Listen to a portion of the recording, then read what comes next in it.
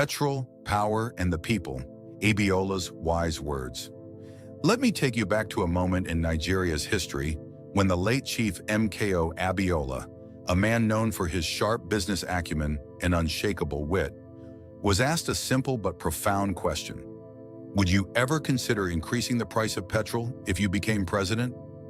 Abiola, never one to shy away from a challenge, responded with a hearty laugh. In his usual charismatic style, he spoke not just to the journalist in front of him, but to the hearts of all Nigerians who would one day face the reality of rising fuel prices.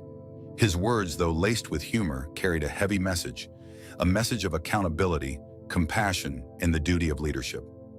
Today, as we watch the price of petrol soar and the burden on the average Nigerian grow heavier, one can't help but remember Abiola's wisdom. He questioned why leaders would raise prices without first considering the true cost of production, and he reminded us, in his own playful way, that the leaders we trust with our resources should never turn deaf to our cries. In a time when the Nigerian people are once again questioning the actions of their leaders, the legacy of Abiola's words resounds louder than ever. What does it truly cost to produce a liter of petrol, and who's truly benefiting from the rise in prices? It's time for answers.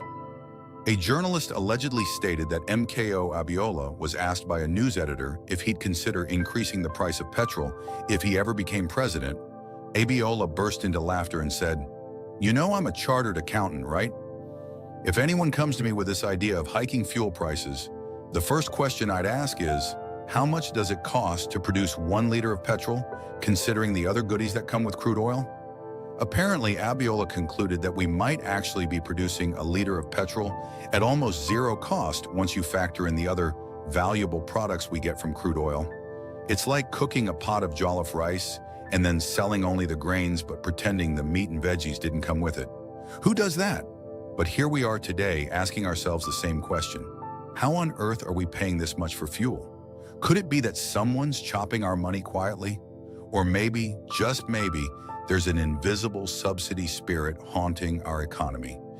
You see, I decided to consult our friend Meta AI today just to get some clarity on this fuel matter. Meta, I said, talk to me about the petroleum industry. And my people, Meta was ready. I asked for a breakdown of the derivatives from 1 barrel of Nigeria's Bonny Light crude oil, and Meta didn't hold back. The info came flying at me so fast I almost fainted. Did you know that Bonny Light is one of the most sought-after crudes in the world? Meta dropped the facts. Low sulfur content, high API gravity, balanced product yield. This oil is premium, my people. Then came the real gist. From 1 barrel of Bonny Light, this is what we get. Gasoline, PMS, 12.5 gallons, 47.3 liters. Diesel, 9.5 gallons, 36 liters. Jet fuel, kerosene, 3.5 gallons, 13.2 liters. Fuel oil, 6.0 gallons, 22.7 liters. Petrochemicals, 2.5 gallons, 9.5 liters. Other products, e.g. asphalt, lubricants, 1.5 gallons, 5.7 liters. Wow, talk about getting more bang for your barrel. I had to catch my breath, but I wasn't done. I asked Meta one last question. Can a refinery give out free petrol and still make profits from the other products? You won't believe this, but Meta said yes, absolutely.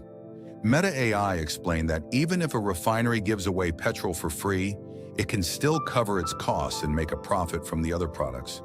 Imagine that. Diesel, jet fuel, and petrochemicals have such high profit margins that they can carry the whole team, like Victor Osimhen carrying Nigeria's Super Eagles to victory. Now hold on, are we saying that we could be getting petrol for next to nothing?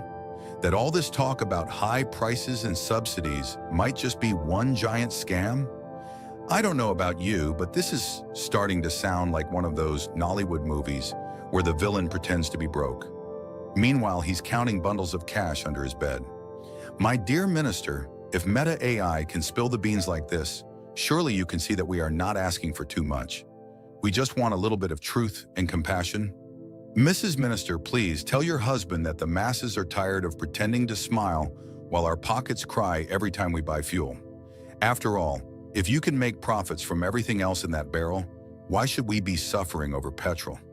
Let's not be the country that's known for having everything, but still choosing to be stingy with the one thing that could make life easier for its people. So, my fellow Nigerians, it seems we're not only swimming in crude oil, but also drowning in crude lies. But as Abiola would say, if you want to know the truth, start by asking the right questions. And who knows, maybe one day we'll wake up to find that our leaders have finally decided to do the right thing.